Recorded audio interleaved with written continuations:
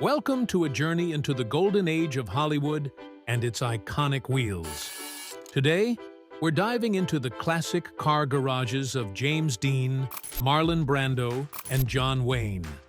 From rebellious convertibles to big, rugged station wagons, these legends had rides as unique as the roles they played on screen.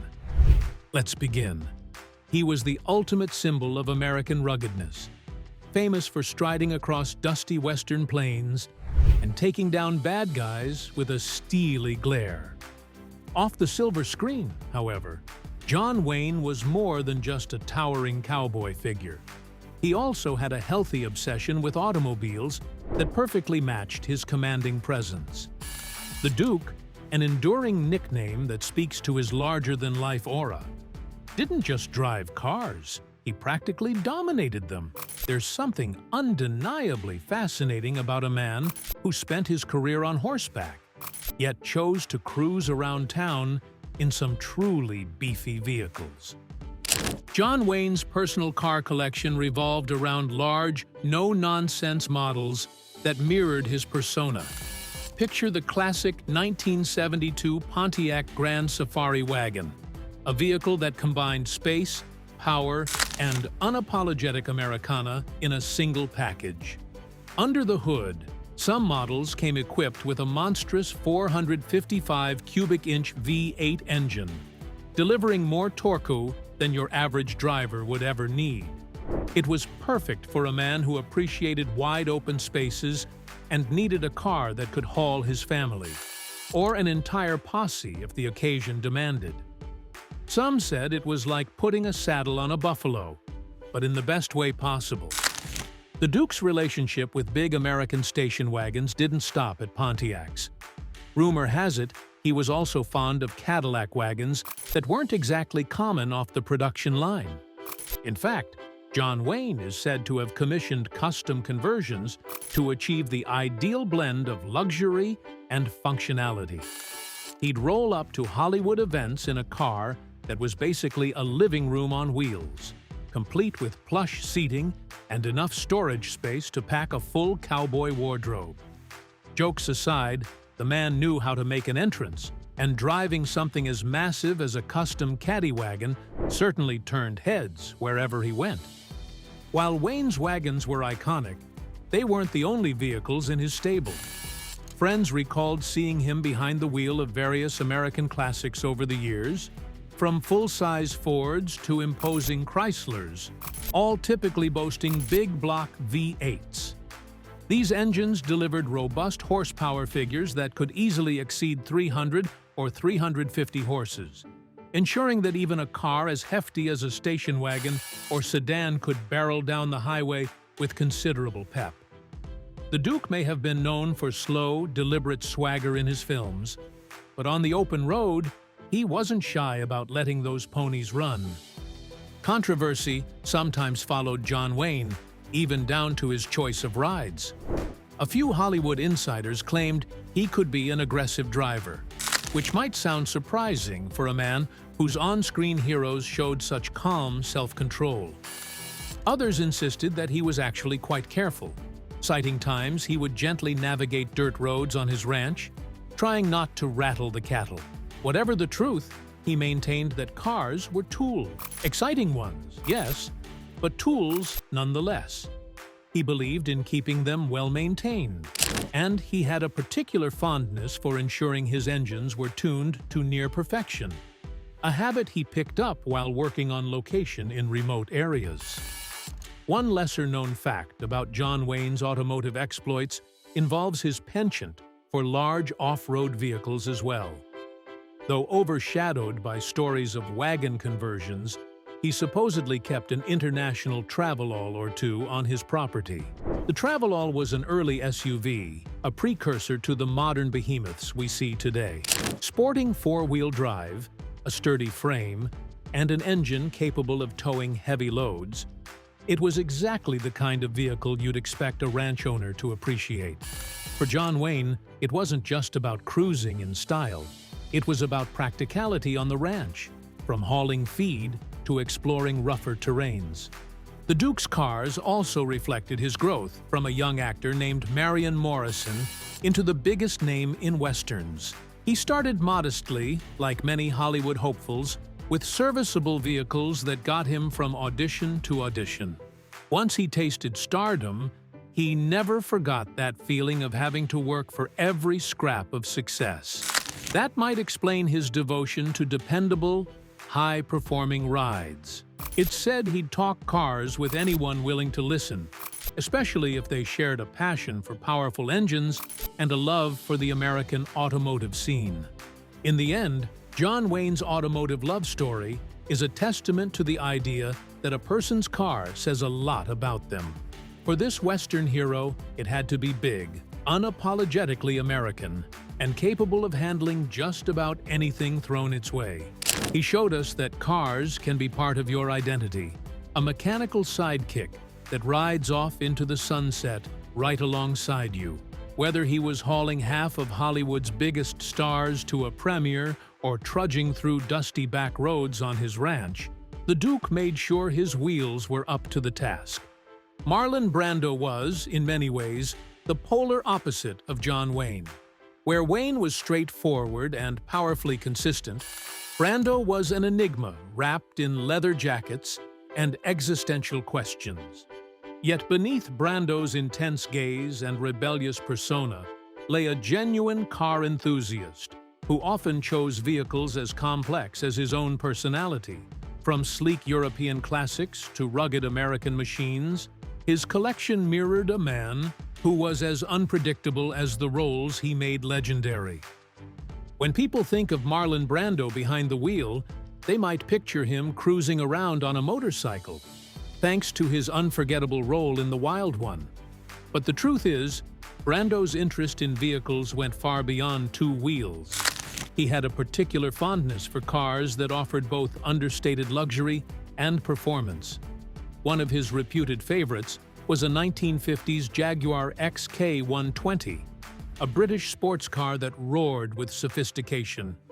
With a 3.4-liter straight-six engine capable of pushing out around 160 horsepower, the XK120 wasn't just about looking pretty.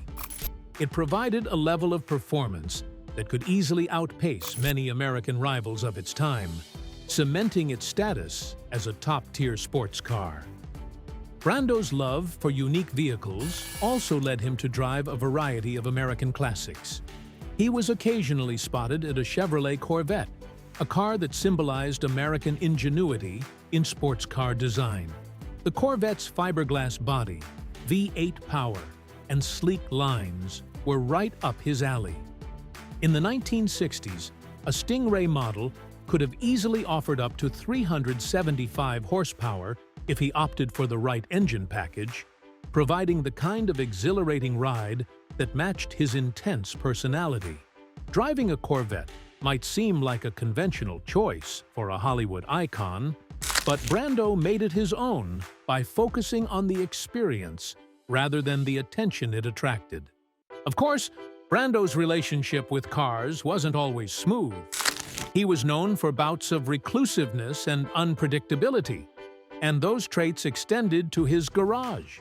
At times, he was said to keep his cars in less than pristine condition, perhaps reflective of his famously messy personal life. Friends joked about him forgetting to do basic maintenance, letting oil changes slide, and leaving dust to settle on hoods.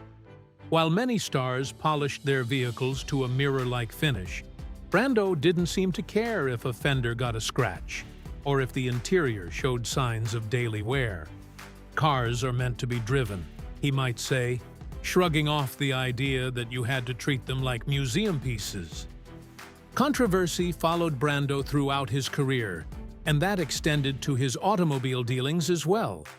Rumors swirled that he could be a bit hot-tempered behind the wheel, getting into heated exchanges with other drivers.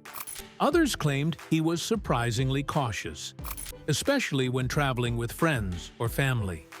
It's hard to pin down the truth because, well, Brando liked it that way. He seemed to relish in keeping people guessing. That uncertainty, for some fans, is precisely why he remains an irresistible figure in Hollywood lore. One of the lesser-known aspects of Brando's automotive life was his interest in practical off-roaders, particularly when he retreated to more secluded properties.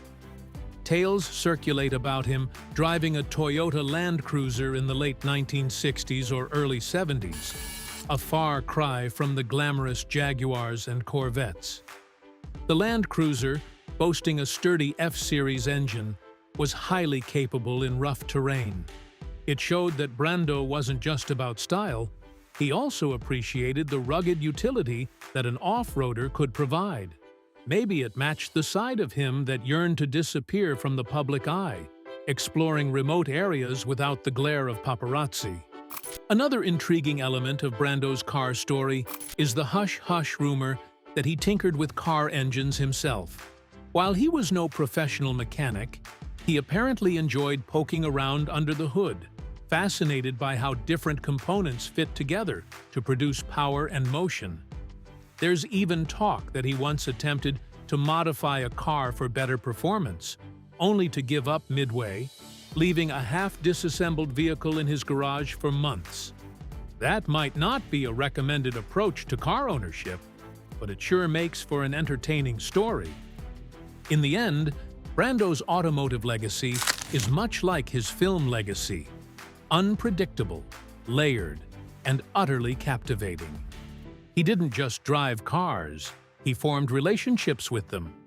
Whether it was the Jaguar XK120 that symbolized his flair for sophistication, the Corvette that gave him an American adrenaline rush, or the sturdy Land Cruiser that allowed him to vanish into the horizon, each vehicle told a part of Brando's story. And in true Marlon Brando fashion, those stories remain open to interpretation, fueling both curiosity and admiration for one of Hollywood's greatest and most mysterious icons. James Dean's love affair with cars is one of the most legendary in Hollywood history, even though it ended in tragedy. His persona as the ultimate rebel without a cause extended to his taste in automobiles, where he pushed limits both on the big screen and on the racetrack. Though his life was cut short at just 24 years old, Dean managed to make an indelible mark on the automotive world that still resonates with car enthusiasts today. From the moment he could afford one, Dean gravitated toward sleek, high-performance machines. Early on, he experimented with a 1953 MGTD, a classic British roadster that was modest by racing standards, but provided an exciting introduction to open-air motoring. The MG's little inline-4 engine typically delivered around 54 horsepower, which might not seem like much today, but it was enough to spark Dean's passion for speed. It also offered decent handling for its era, letting a newcomer like him learn the ropes of sporting driving without an overwhelming power surplus. Before long, however, Dean upgraded to something more serious: a Porsche 356 Speedster. This German marvel boasted a flat-4 engine that could push out around 70 horsepower in its more standard form, though performance variations existed. Thanks to its lightweight construction and nimble handling, it became Dean's ticket into amateur racing, an arena where he truly felt alive. He participated in several competitions, sometimes surprising more seasoned racers with his fearless approach and raw talent. For James Dean, driving wasn't just a pastime, it was a passion that aligned perfectly with his rebellious spirit. That passion reached a crescendo with the purchase of his most infamous car, the 1955 Porsche 550 Spyder, nicknamed Little Bastard. Sporting a 1.5-liter, 4-cam engine that produced around 110 horsepower and a feather-light chassis, the 550 Spyder was built for racing. It could reach speeds that rivaled much higher displacement cars, all while zipping around corners with extraordinary agility. This was no casual Sunday driver's vehicle. It was a thoroughbred machine meant for the track. Dean planned to compete in upcoming races with it, eager to establish himself not only as a movie star, but also as a serious competitor in motorsports. Yet controversy has clung to Little Bastard since the day Dean purchased it. Some claim the car was cursed. After Dean's fatal crash in 1955, in which the 550 Spyder collided with another vehicle on a highway in California, stories of misfortune continued to swirl around the wreckage. Parts of the car that were salvaged and sold allegedly caused accidents and injuries to their new owners.